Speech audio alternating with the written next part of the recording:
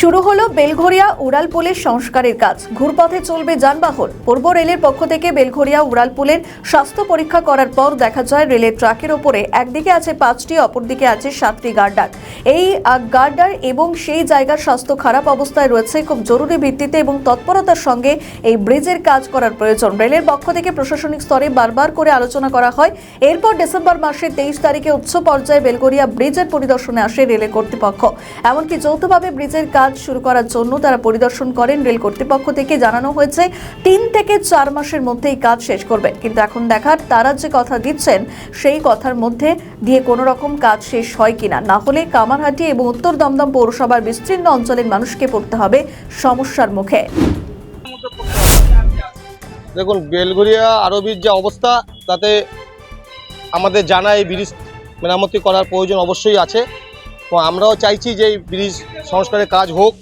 পাশাপাশি এটাও আমরা প্রশাসনের কাছে বার্তা রাখবো যাতে আমাদের এই হকার ভাইরা যারা রোজ আনে রোজ খেটে খায় তাদের দিকেও ভাবনা চিন্তা করার এবং তারাও যাতে ব্যবসা বাণিজ্য করতে পারে সেদিকেও লক্ষ্য রাখতে হবে। এটাই আমাদের বক্তব্য। কতদিনের মধ্যে কাজ শেষ হবে বলে এদের সূত্র অনুযায়ী যেটা আমরা জানতে পেরেছি, রেল নাকি 3 মাসের টাইম দিয়েছে। যারা কন্ট্রাক্টর আছে তারা সর্বোচ্চ 4 থেকে 5 মাসের টাইম নিয়েছে। এরকমই আমাদের কাছে খবর আছে।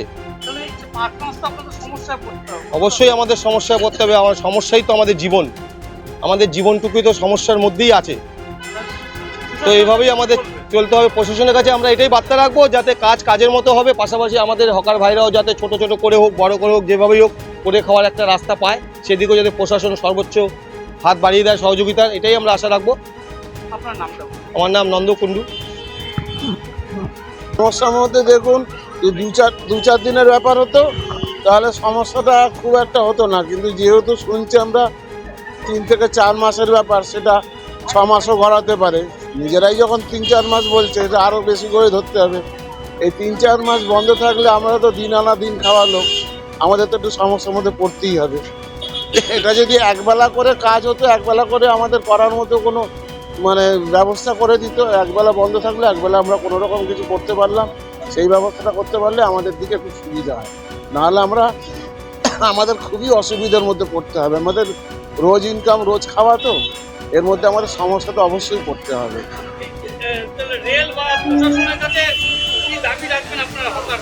দাবি আমরা এটাই রাখছি যে আমাদের কোনো রকমে একবেলা হলেও আমাদের কিছু কর্ম করার সুবিধা করে দিক, যাতে একবেলা বন্ধ থাকলে আর একবেলা করতে পারি, কোনো রকমে চলতে পারি আর কি।